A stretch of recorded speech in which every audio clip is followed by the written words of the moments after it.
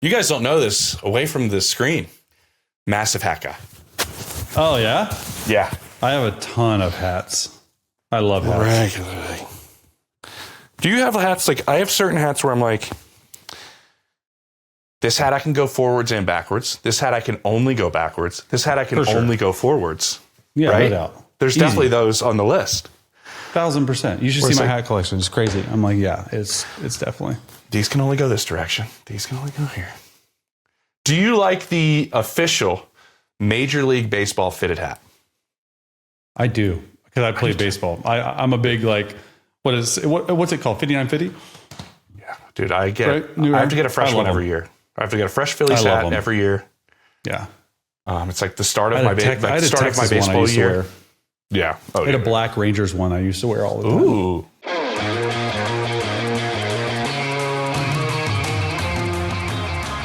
Oh, welcome into Scoop City. James Palmer, Chase Daniel joining you. It's Combine Week. We're going to touch on Chase's experiences at the Combine. He's going to take us inside what it's like to be a participant, specifically a quarterback at the NFL Scouting Combine. That's outstanding. Also, what team could potentially take a step back in 2026, or what team could take a big leap forward in 2026? We'll talk about that. And also we'll talk about how Chase broke the internet this week. And we're going to break that down a little bit towards the end of the show. What's going on, man? Are you starting to have things going in the head, going like, oh man, Combine, what was going on? What was I listening to in my headphones at the Combine walking? Everybody's plugged in walking the convention. They don't want to talk to anybody, right? Yeah, do you know what you were plugged in with? No, dude, back in 08, 09, there was nothing to plug in. It was like iPods were still a thing. Yeah. Like, iPhone came out in 2007. But yeah, I can't believe, dude, how crazy is, it's February. We're filming this on February 20th and crazy that it's Combine week. To me, that's wild to me. Like, I feel like the Super Bowl just ended. But then you look at the schedule of the NFL and it never ends, right? No. Because you're going to have Combine and then you're going to get into draft and you're going to get into OTAs. Then there's finally like a 5-week window and then you're right back into training camp. And it's just non-stop. It's amazing. It never stops. They pushed up even the back end. It's February. It's March 3rd, the back end of the tag deadline, right? So like you got the tags we're talking about right now in terms of franchise tags. You got free agency. You got the draft. So the Combine is right there in the middle of it. Before we get into Indy, what did you do? Is it different now compared to back then in like the weeks leading into the Combine? Are you preparing specifically to throw at the Combine? Are you changing your workouts as you approach Indy? That's a great question. It was a long time ago. But when I went to the Combine, it was. Okay. Well, thank you. I'm not quite 40 yet. I turned 40 in October. Thank you very much. Big 40. But I would say for the process leading up to the Combine, I thought was the most important process of all, for quarterbacks especially, because I remember I played my Alamo Bowl game. We won in overtime. I threw Jeremy Maclin a touchdown in overtime to win. We won our last college game.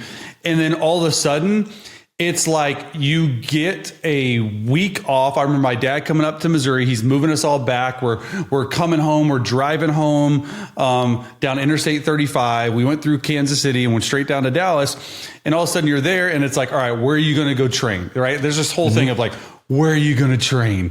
Who's training you? Where is that? And I went to a place in Sugarland and went to train. And so there's a really big emphasis put on training. And quarterbacks, it's like in the morning time, it's weights and it's conditioning. Then there's a little bit of a break. And what quarterbacks usually have is they have a quarterback coach, right? You know, Jordan Palmer, he's probably the most popular. There's a ton out there. John Beck is a big one too. John Beck, awesome. 3D QB, Tom House's group, all that stuff. And what they do is, and it's hard as a college quarterback because your brain thinks so differently because you're just focused on, so take Fernando Mendoza. He's just focused on winning a national championship game.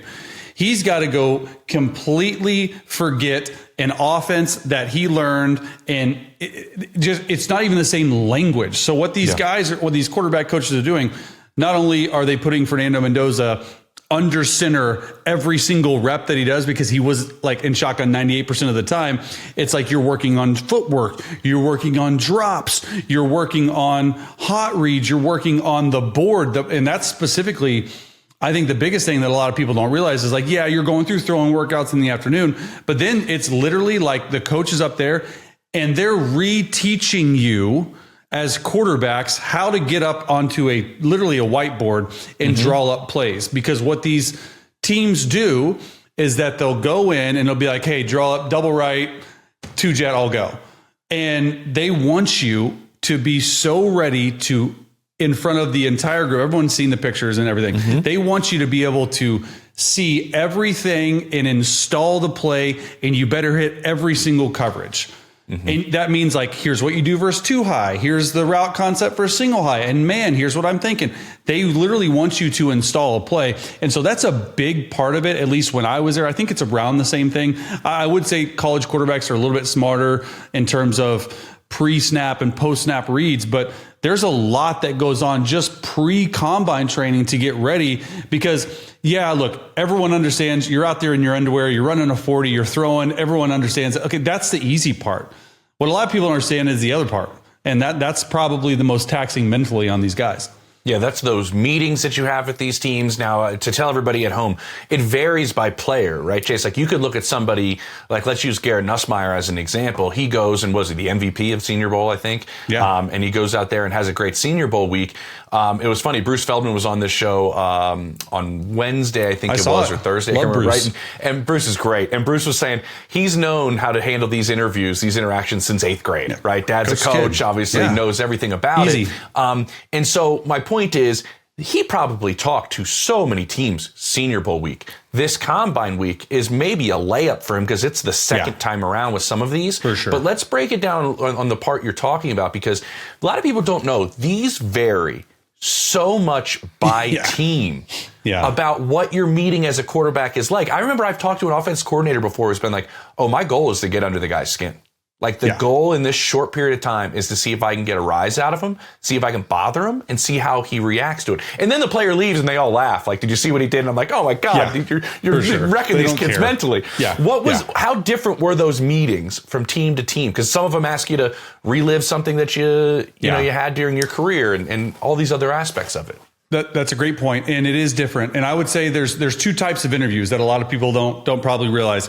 There's an interview, and I don't know if they still do it, but there was a train room and a bunch of trains in this Indianapolis hotel. And you would literally, it's like speed dating. There'd be 32 tables. And usually who runs these interviews are quarterback coaches. And maybe an OC, past games, whatever, they might be in there. They're sitting down. And you literally go, these teams will say, hey, I want here and I want here. I met with a lot of them, but it's like a speed dating round. So you get 10 minutes to sit down. And I remember sitting down with Joe Lombardi, who was a quarterback coach at the time for New Orleans Saints. Like, I absolutely remember him. And these coaches, by the way, they have so many stories about so many guys, because some guys say the dumbest stuff in the world, but you're at the combine with a guy named Lombardi. Yeah, with Joe Lombardi. You're like, welcome to the NFL. Here's Joe Lombardi. Grandfather obviously was a great Lombardi. But it is interesting. So that's one part of it. And it's very, very, they try to get to know you personally on that. There's not a lot of like, hey, what do you, because there's not a lot, hey, tell me about this. And of course they have so much background information. So there's some stuff that they know that you don't really want them to know, but you know that they know. So you have to be honest with them. The worst thing you can do is like lie. And I believe me, I've been around some teams that have told me that certain people have lied, and it's just, you're not draftable, right? They're trying to figure out your character, and it's hilarious, bro. It's literally like speed dating. You're like, da, da, da, da, da. And then what most people see on social media and what teams are, when they end up drafting them, like the Jackson Dart, Brian Daboll thing, that went super viral. He's up there.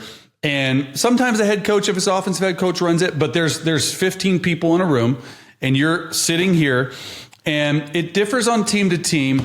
Most teams, they want to watch your film. They'll pull up your 2 or 3 college plays and they'll be like, take me through your thought process. That's all. That's all they'll say. And for sure, you have to be able to explain yourself And believe me, these aren't good plays, guys. These aren't good plays. These are the worst plays they could possibly find, interceptions, stuff like that. Because they want to see, are you accountable to what happened? Did you learn from what happened? Did you know why you did it right? And then they might do a good one. Hey, take me through this right here, right? So that's 2 or 3 plays. And it's not easy because all these people that are decision makers are looking at you. And so you're a little nervous, but I feel like the people that I've heard from the best are just like, they just own it, man. This is me. This is who I am. Don't try to be anyone else but yourself. And then the fun part comes is they didn't do it as much when I was there, but I've heard, and being on teams, what they do now is, especially if you're looking at a quarterback in the first round, they will send you a mock playbook before the combine to your house, or maybe during the combine. Study these plays. You're meeting with the New Orleans Saints. Here is what the New Orleans Saints offense is. Or you are meeting with Andy Reid. Here is what the Kansas City Chiefs offense is. And they will literally, you'll have to, as quarterbacks, and a lot of these guys don't. And it's crazy to me because it's the biggest job interview you'll ever have in your entire life. You got to study.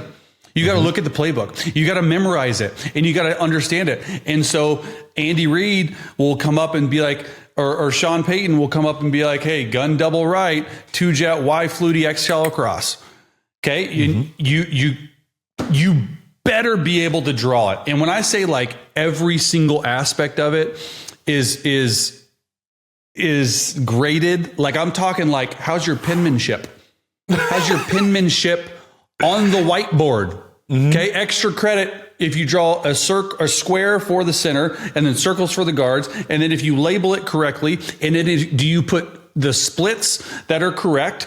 And then here, extra credit, you're drawing it, you're explaining it, you're numbering it. Here's 1, here's 2, here's 3. Extra credit if you go to another marker color, like a blue, so you use red, and then you draw the defense, right? And every single thing, they want you to be so into it, and just every single thing is graded, and they just see how you do, man. So it goes fast, but it's very much what can we do to make this guy as uncomfortable as possible and see how he handles this? Because if he can't handle this, ain't no way he's handling 3rd and 10, down 10 with 5 minutes left on the road. Like, you know what I mean? So 100%. It's crazy. I started having a Bo Callahan thought right in my head when you said you get the playbook, and Brian Drew is the only one, guys, that mailed the dollar back. Oh man, draft day. What a great movie. Yes.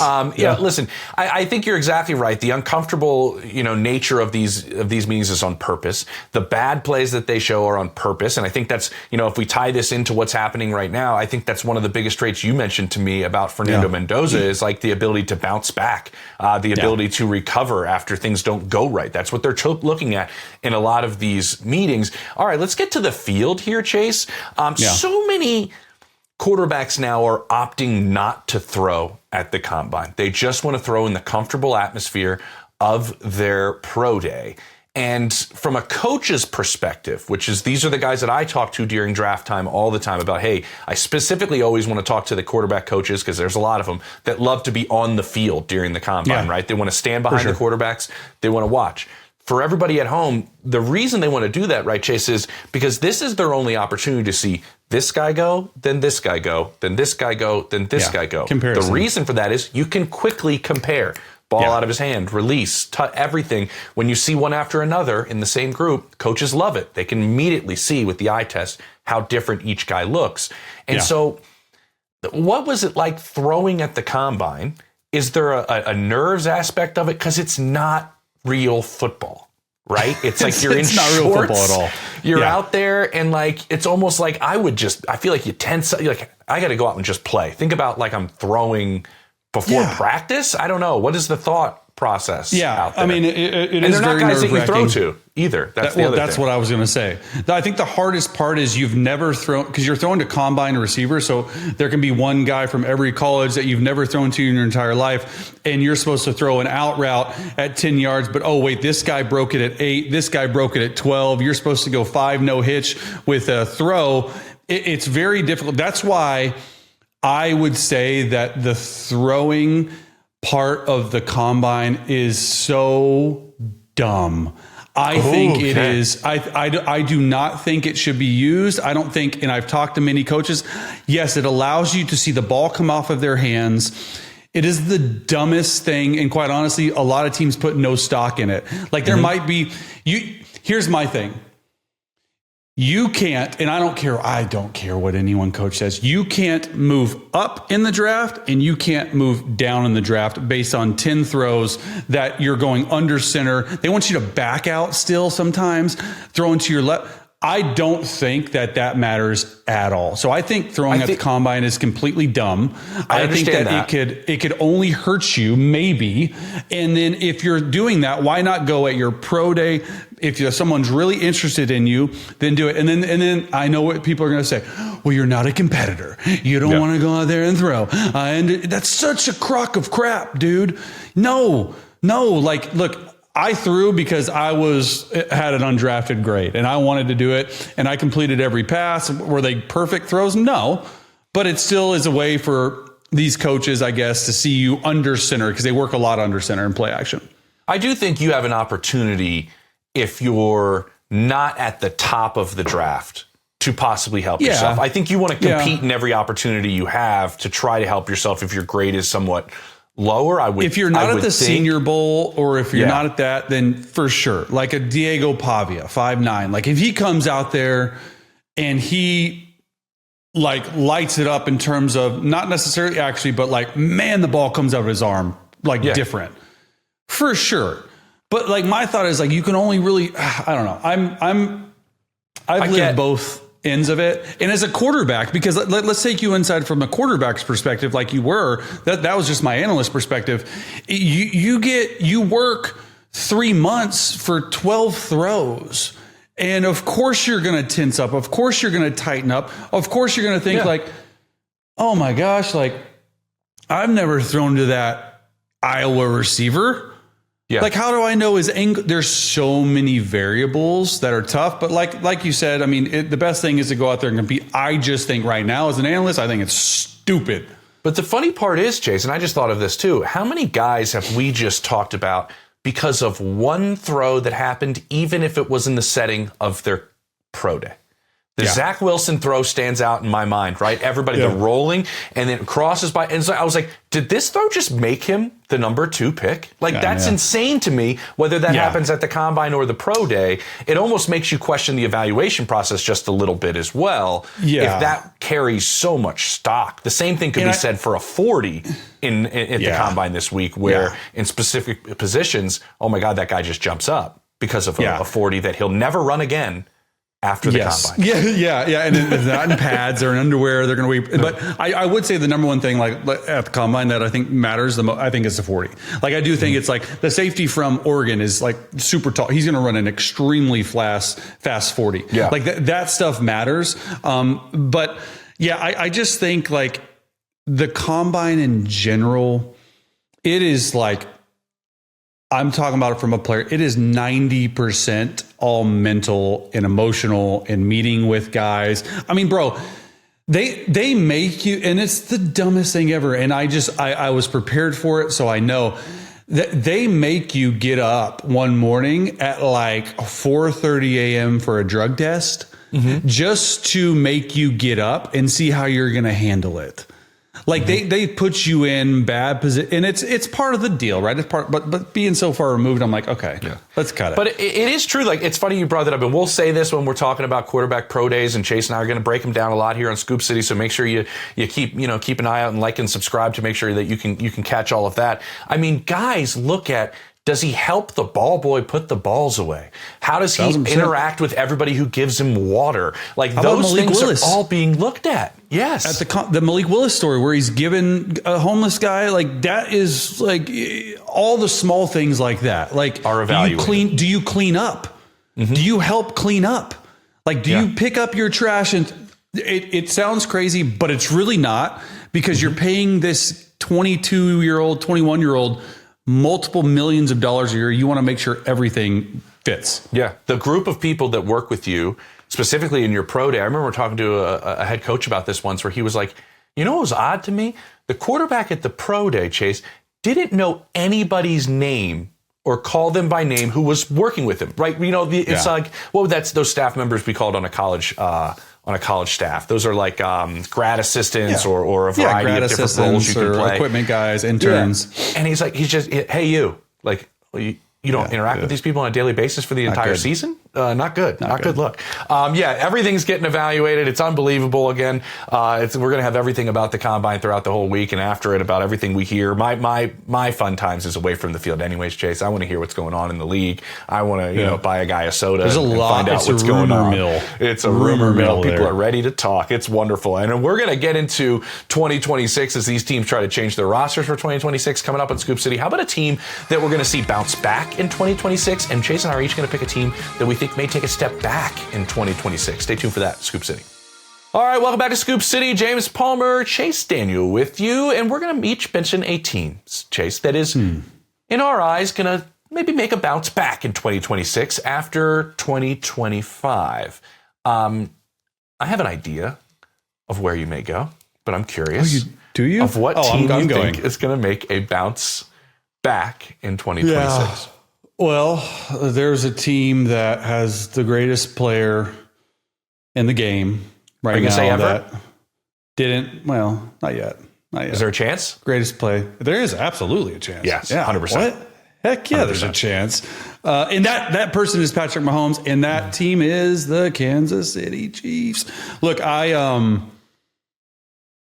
surprised, flabbergasted, amazed that they didn't make the playoffs, right? And it was one of those years where it's just a little bit of a dip, but now that hill is even harder to climb. And I do think that they will be back in the playoffs. I do think that they are rested. They need some time off. They played an insane amount of playoff games since Patrick Mahomes has become the starter. 7 straight AFC Championship games. I mean, just crazy start to the career. At some point, you got to fall back off. You got to now he's hurt. How does he come back from injury? How does he, my guess would be like, probably going to be fine. Going to have to be worried about that for a little bit during the season, right? But I want to freaking see the offensive line block their tails off. I want to see them get better. I want to see the receivers step up. I want to see them go out there and have everyone healthy for every game. I want to see them get more of a run game. Look, defense, I don't have as many issues. Get another D lineman, get another offensive, right? All this stuff. But if you just look, I mean, there's not a lot that changed from the last time they were in the playoffs. Yes, they got to get some pieces. I don't know what's going to happen with Taylor. Are they going to keep him at tackle? Like, going to get rid of him? All this stuff. But I love the Chiefs shot. Like, I really do. And there's teams that are going to be good again. Like, I think the Bills are still going to be good. I think the Ravens are going to be better. I think there's a lot of firepower in that AFC. But if I am betting on someone to come out of the AFC, I'm going to bet on the quarterback. And I'm going to bet on him coming back, winning comeback player of the year, having an MVP type season. I mean, hurt, all that stuff. Like, the story's too good, man. You got Andy Reid and Patrick Mahomes. I got to go with the Chiefs. Okay, what we're going to wonder now is if it's going to be, in addition to Andy Reid and Patrick Mahomes, is it going to be Travis Kelce? It looks like it's trending in that direction. If you saw his response to Eric Bieniemy's return, and that's the part I wanted to ask you about here, because first let me put into perspective on Patrick's health.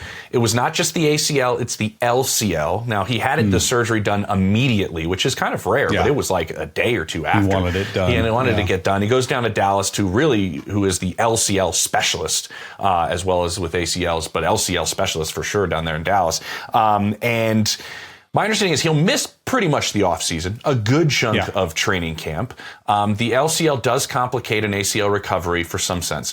I would put nothing past Patrick Mahomes in terms of how he's attacking this rehab and wanting to be ready for week 1. You mentioned it, though. He is, in a lot of people's eyes, on pace to be the best player ever. You're not going to put him out there at 75%. And I think Rick Buckhalter and that medical staff are outstanding. I think they're really good there. Rick's out. Yeah, you know Rick. And he's really good. I think they'll be safe about this, but I don't put anything past Patrick getting ready. How do you think the dynamic, and I brought this up because this was asked on our live stream yesterday to me from a fan, how do you think the dynamic of Eric Bieniemy and Patrick Mahomes will be with his return? I actually like how they push each other's buttons. I think it makes them better, personally. Yeah, EB, I was with EB. I love EB. He was a running back coach when I was there, and obviously grown into an OC and left and came back and all this stuff. There is a certain level of accountability that comes with EB as the offensive coordinator. And sometimes some players don't like being held accountable. And I think at times that's why EB has gotten not a bad rap because he's an insanely good coach, but he's got a little fire to him. And I like that. And I think the team, once he was gone, and then he's coming back, I think they're going to have that fire, right? He is like completely different, opposite of Andy Reid in terms of how you're getting coached. EB is going to get into your like yell, like fiery, and Andy's like, don't do that, don't do that, do this. It's just so. EB's like so every I do rep, think you should run it like your last rep ever. Like no that doubt, is EB. and I think that being brought to the team from an EB stance, I think it's really good. I think it refocuses them. I think it gets everyone back. That's the thing, too. I've never gotten the stuff. I'm like, there's been hit. Why isn't EB a head coach? Okay, I get all that. He's a damn good coach, and I think he's the perfect fit to go back to KC. I like it. I'm interested to see what they do at 9. That's going to be their pick in the first round. I'm interested to see with the running back spot. All these deep shell coverages that Patrick has been facing. I would love to see a dynamic running back lined up against a linebacker or in spots where you can get explosive plays out of the run game. Do you think Love is there? Help that out. There's a chance I think Love could be there. Do you think they go running back? Do you think they could go receiver? Receiver like Lemon from USC. Like Lemon, yeah. Like, do you think that's too high? For a receiver, no. I think the top one will already be off the board by 9. I think. I'm saying for the Chiefs. Do you think that's too rich for them? For a there's position a lot like up in receiver? the air. I mean, there's a lot up in the air with Rasheed Rice right now. There's a lot up in the air on what's happening with their pass catchers. Does Travis come back or not? Obviously, I think you go into Indianapolis and you have an idea of what Travis is going to do. I don't think Brett Veach doesn't have that in his head. I think they already know. So you know how you're approaching all of it. I just think, and we're spending some time here, but I don't mind it. I had this conversation with the coach the other day, Chase, and I wanted your take on it now that I thought of it. And I mentioned it to Zach Berman when we were having a conversation about Jalen Hurts. I said, Patrick, just like every quarterback, plays a very certain way. And an offensive coordinator telling me this, like, he's a feel quarterback, right? The way he plays is with so much feel. And players that play with feel, whether it was Tyreek in his heyday, had a feel for space. Travis has a better feel for space than maybe any pass catcher we've seen in recent memory. You need those style of players. Or maybe you need to be looking again for a pass catcher that plays that way, if there's one in the draft. I think Lemon kind of plays that way, actually, in terms of fitting Patrick. I do think that running back, they need it. I think personally, this is just my person. I think 9 is too rich for that because of positional value. And based on how much Andy wants to run the ball, like if I'm going that high and I feel really good about an electric playmaker, I take him. If not, then you go O-line, D-line, right? One of those things. There's going to be some edge guys there too, for sure, which they need. Yep. There'll be some edge guys, and it'll be interesting to see what happens because, man, and Rasheed Rice plays into it. It's just, there's a lot. They can get better with this draft, man. Like they can get better. And we've seen Veach do that in a draft, right? We've seen him just 1,000% hit a couple of home runs in a draft, and there it is. Okay, my team that I think is going to bounce back. I told the producers one team, I'm pivoting. I'm saying another. I'm going to say it's the Baltimore Ravens. They were my Super Bowl pick, and then everything went to hell. And Jesse Minter comes in, and I do think there were some questions. No knock on Zach Orr, but there were some questions about the defense and how it was run. Obviously, they were littered with injuries. I don't think you have that number of injuries again with the way your defense is run. He just spent some time. He knows Kyle Hamilton, but just spent some time with Derwin James. Comes back. I think he becomes even more of a chess piece. And we know Lamar was not healthy at all. What I am interested, and I think the linchpin all of this was kind of laid out by Declan Doyle, their new young offensive coordinator. Did you see Chase the other day where he was like, we're expecting almost perfect attendance for our voluntary workouts? I did. Well, that is not something Lamar Jackson does, but he's essentially saying, Lamar, if you want to get to the next level, we need to start building this relationship as quickly as possible. We all know that Lamar Jackson loves to train in South Florida. I think he missed 8 of 9 on-field voluntary workouts last year. Steve Bisciotti said a couple of things in his press conference as well, going, can we get to the next level? I don't think this is a knock on Lamar, essentially. It's just saying, can we try to do everything possible with a new regime to take us to another new height? And so I could see Lamar having a bounce back. Yeah, well, how do you get You know how you can get Lamar there? A new deal. What's the deal? What's the deal on that? A new contract. Yeah, listen, he's not going to play on this contract. He has a $75 million cap hit, so he's not playing on this current deal. What I'm fascinated to see, because remember the last time he was going through a contract negotiation, what did they end up doing to kind of sweeten the deal? Do you remember? I forgot. They signed Odell Beckham Jr., another weapon. Back then when they went through that deal. I'm wondering if hey, we'll get you another weapon. We'll make it, and that kind of sweetened the pot a little bit in terms of, they could use somebody opposite of Zay Flowers, in all honesty, maybe to help them out. They've been patching it together. I like the Ravens. I'm big on the Ravens, especially defensively. Like Lamar's still Lamar, bro. Yeah, exactly. I like it. I'm on board. I'm on board. I like it. I'm on board with both teams because you know what? The AFC is just more fun when both of these teams are going at it. I agree. And they're right near the top. It's just really fun. Another team I would say is let's watch Justin Herbert with 2 tackles this year. I'm kind of excited for that. But they did make the playoffs, so I guess I can't really pick them. But I'm excited to see what the Chargers do. I'm excited for the Chargers. Okay, a team that may take a step back in 2026, Chase, as everybody's at the Combine trying to get better, could be who? Look, the easy pick is I mean, I just don't see the Patriots getting back to the Super Bowl, right? And so you're like, take a step back. Well, Chase, there's only 2. Yeah, of course, what are the chances of you going back to back? There's only one step up, actually. There's only one step up. Okay, Chase, you take the easy one. That's Patriots. I think the Bills are going to be better. I think Dolphins, the AFC East, I think they might be better too, depending on who's quarterback and stuff like this. I don't think the schedule is going to set up as easy as it did. Obviously, there's just no way close. Because and it's probably, it'll be a good year, I think, for me to see how Drake May handles this. After Super Bowl, losing it, you're getting locked back in. Do the left guard and left tackle, both rookies, do they get better? Do they go out and do they get a number 1 receiver? I think they have to. I think they need a number 1 receiver. You don't want you to break the bank on one, but I think you need another playmaker for Drake. The defense played really well with not a lot of huge names other than Christian Gonzalez. Spillane played good down the stretch. I just don't know. They caught lightning in a bottle, right? And I don't know if they can do that again. I mean, obviously they're getting to the Super Bowl. I get it, but that'd be hard to get to. It's hard to get to. I think you also look at. You look at the. I'm not taking again. Chase and I are not taking anything away from what Mike Vrabel did with this team in 1 year. Incredible. It was amazing. But you face just an absolute. It looked like shell-shocked C.J. Stroud. You face Jarrett Stidham in the snow. It's just a lot of things kind of were, falling in a certain direction to help you get to where you're at. And sometimes those things don't happen. That's why I'm saying the team, and I'm actually stealing this from a pro personnel guy I was talking to as I'm doing my draft work, essentially is the Denver Broncos. Ooh, I'm here in Denver. It pains me to say it's my wife's favorite team, but I'll say it. Okay. All those fourth quarter comebacks, yes, your defense kept you in a lot of those games, and the defense will do that, I think, again. But the one thing that was pointed out to me, and I think it's a really astute point, is this defense that is so good, man, were they healthy this past year. This offensive line, man, were they healthy this past year.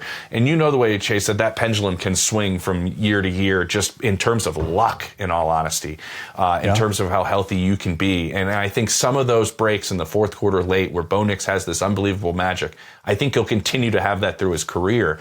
But you just doing it each and every week is maybe a little bit tougher. And I mentioned this part as well. You mentioned the Chiefs of having a bounce back. We know the Raiders probably are much better than they were a year ago. I just mentioned Chargers with Herbert and where they're headed. It just might be a little bit tougher division for sure. And then you got that you had that number 1 seed. What's your schedule like? And so